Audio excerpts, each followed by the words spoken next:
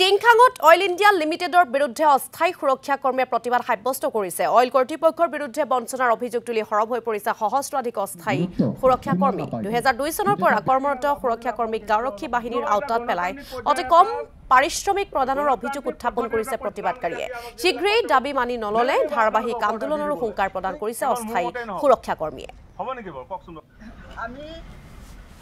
আজি আমাক বহুত দিন ধৰি 20-25 বছৰ ধৰি আমাৰ যিবিলাক আমাৰ ভিডিবি দুহাই দি আমাক অইলৰ ক্ষেত্ৰবিলাকত আমাক কামত নিয়োজিত কৰি আছে, যিবোৰ নেকি আমি হাবি জংঘলৰ মাজতো কৰি আছে। যি আমাৰ সতীৰ্থসকলে তেওঁলোকৰ যি স্থানত থাকে সেই স্থানবিলাকত আমি বনৰীয়া জীৱ জন্তুৰ লগত ফেচ কৰিবলগীয়া হয়, আনকি বহুত দুষ্কৃতিকাৰীৰ লগত ফেচ কৰিবলগীয়া হয়।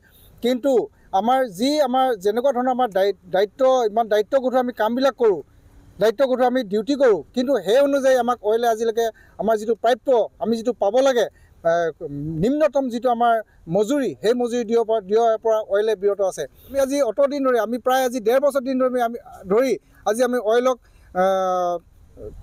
আমি অইলক মানে কাকুতি মিনতি কৰি আহিছোঁ। আমি কেইবাবাৰো আলোচনাত বহিছোঁ, আমি চৰকাৰৰ মজিয়ালৈও গৈছোঁ। এই সম্পৰ্কত চিফ মিনিষ্টাৰ ছেক্ৰেটাৰীৰ লগত আলোচনা কৰিছোঁ। কেইবালানিও আমি তেওঁলোকৰ লগত আমি অইল SP DC তেনেকুৱা লগত আমি কেইবালানিও আমি আলোচনা কৰি বহিছোঁ। তথাপিতো আমাক মানে আভুৱা বাঢ়ি থৈছে। আমাক মানে এটা মিছা কথা কৈ আমাক এই আপোনালোকৰ প্ৰাপ্য দিয়া হ'ব বা কিবা হৈ আজিলৈকে মানে তেনেকুৱা কোনো সিদ্ধান্তলৈ অহা নাই।